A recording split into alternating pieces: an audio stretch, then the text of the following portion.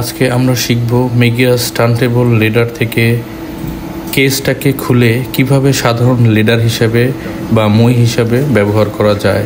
এই জিনিসটাই আমরা দেখব খুব সহজে, খুব সতর্কতার সাথে আপনারা দেখবেন।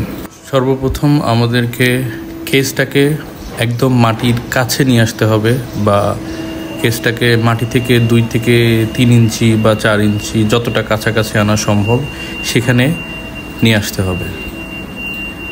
এই সময় অ্যালার্ম আসবে, ইম্প্যাক্ট অ্যালার্ম, যা আপনাকে সতর্ক করবে যে আপনি মাটির খুব কাছাকাছি চলে আসছেন বা কোনো অবজেক্টের খুব কাছে চলে আসছেন। এতে বিব্রত হওয়ার কোনো কারণ নেই, ভয় পাওয়ারও কোনো কারণ নেই। সেক্ষেত্রে আপনি খুব সতর্কতার সাথে খেয়াল রাখবেন যেন খুব জোরে গিয়ে ধাক্কা না লাগে মাটিতে। এ সময় সর্বপ্রথম আমাদেরকে যেটা করতে হবে তা হলো লেডারের ডান পাশে এবং বাম পাশে 2টি কানেক্টর আছে, যা খুব সতর্কতার সাথে আমাদেরকে খুলে ফেলতে হবে। এছাড়াও যদি কেজ এবং লেডারের মধ্যে অন্য কোনো কানেক্টর বা কোনো লিভার থাকে সেগুলোও খুব সতর্কতার সাথে খুলতে হবে। এটি খুব একটা জটিল কাজ না, খুব সহজেই এটা খুলে ফেলা দেওয়া যায়।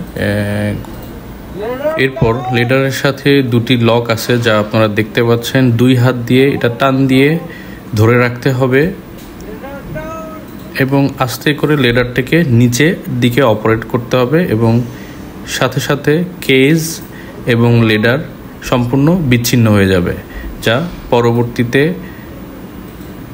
লেডারটা নর্মাল অপারেশন করে পেছনের দিকে নিয়ে গেলে সুন্দরভাবে সম্পূর্ণ আলাদা একটি আপনারা লেডার পাবেন, যা খুবই গুরুত্বপূর্ণ। যদি কোনো বিল্ডিংয়ে, উঁচু বিল্ডিংয়ে বা কোনো ভবনে বা কোনো স্থাপনায় অনেকগুলো মানুষ একসাথে আটকা পড়লে দ্রুততম সময়ের মধ্যে নামানোর জন্য এটি একটি সম্পূর্ণ সাধারণ মই হিসেবে ব্যবহার করা যাবে। তখন মানুষগুলো এই মই বেয়ে বেয়ে একে একে নেমে আসতে পারবে। আপনারা ছবিতে দেখতে পাচ্ছেন এখন সম্পূর্ণ বিচ্ছিন্ন হয়ে গেছে কেজ এবং লেডার।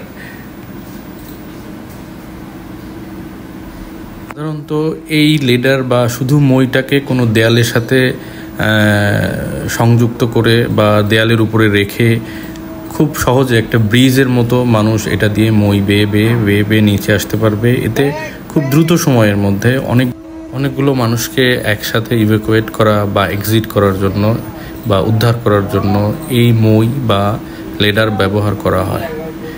এটি